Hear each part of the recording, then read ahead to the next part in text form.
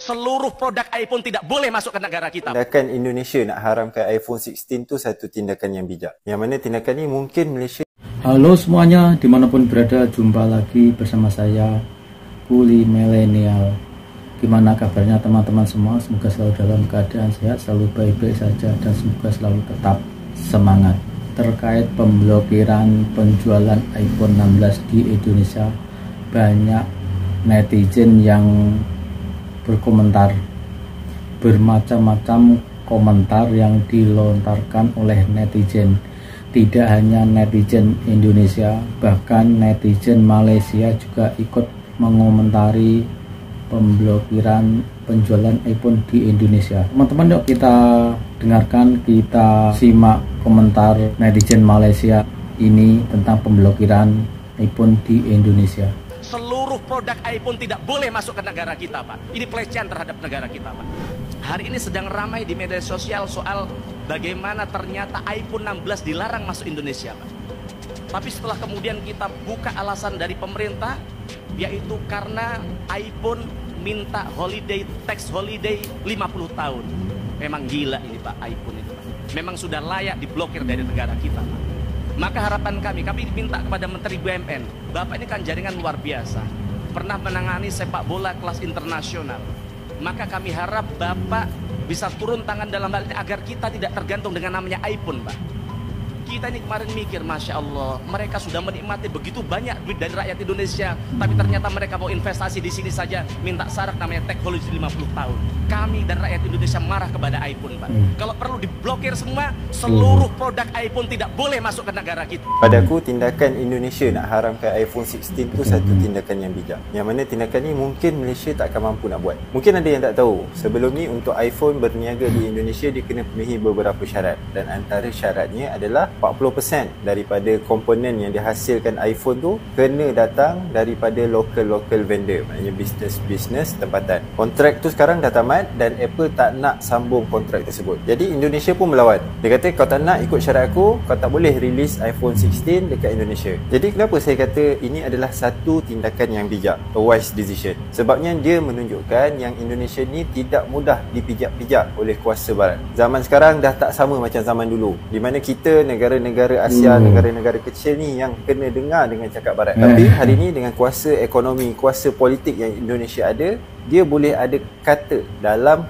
satu-satu perbincangan, bukan menjadi pak turut semata-mata. Jadi tak adalah bisnes luar yang masuk ke Indonesia buat untung, jual kepada rakyat dia, tapi tak menyumbang apa-apa kepada ekonomi dia. Dan tahu tak kenapa Indonesia boleh buat tindakan ni? Pertama, dia ada jumlah penduduk yang banyak, 300 juta, 10 kali ganda rakyat Malaysia. Bermaksud dia ada kuasa membeli yang lebih besar. Walaupun mungkin kita tengok dekat Indonesia ni gaji dia masih rendah lah berbanding Singapura, berbanding Malaysia.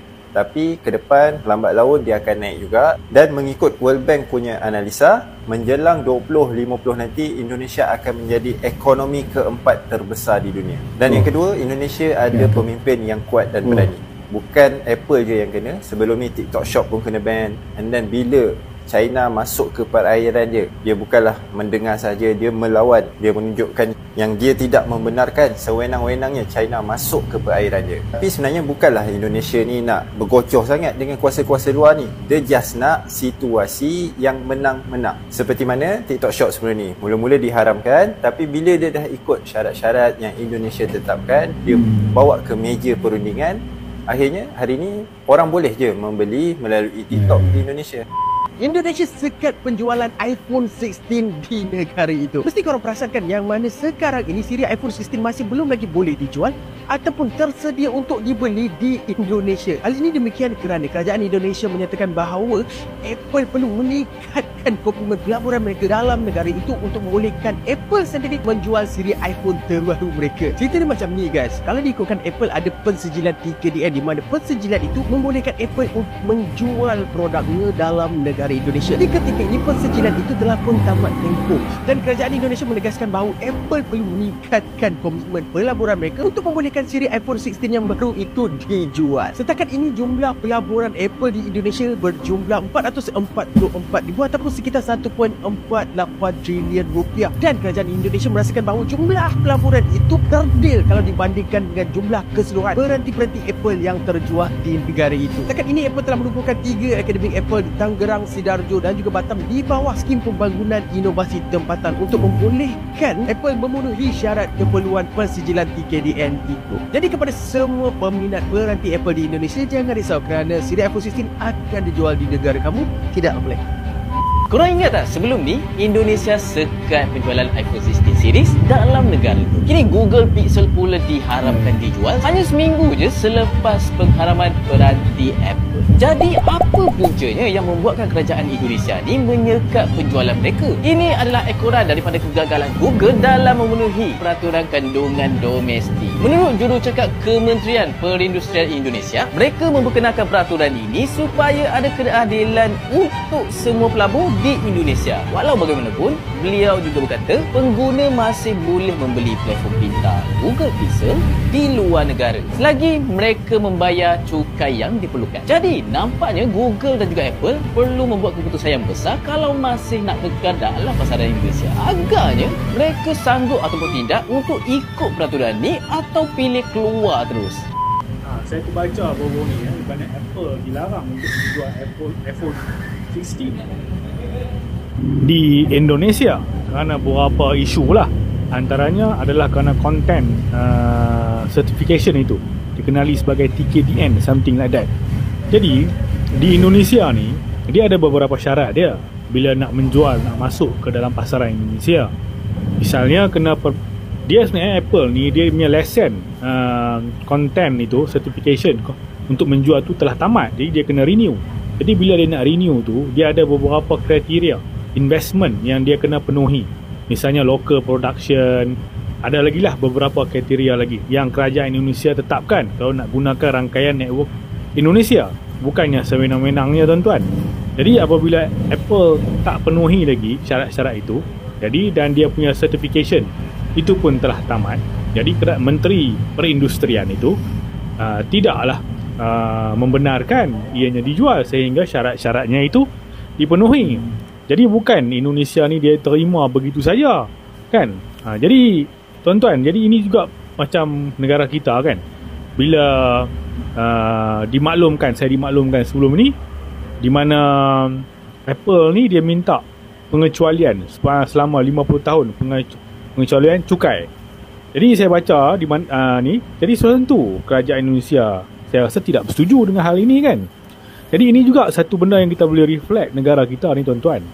Negara kita ni kita tengok ialah memang rancak lah investment negara kita ni. Company tu masuk, Google, Apple, Amazon Web Services masuk dan sebagainya. Tapi kita pun kena tengok juga apa syarat-syaratnya kan. Yang dia orang ni nak datang sangat ke negara kita ni. Adakah kita terlalu open sangat kepada company-company ini?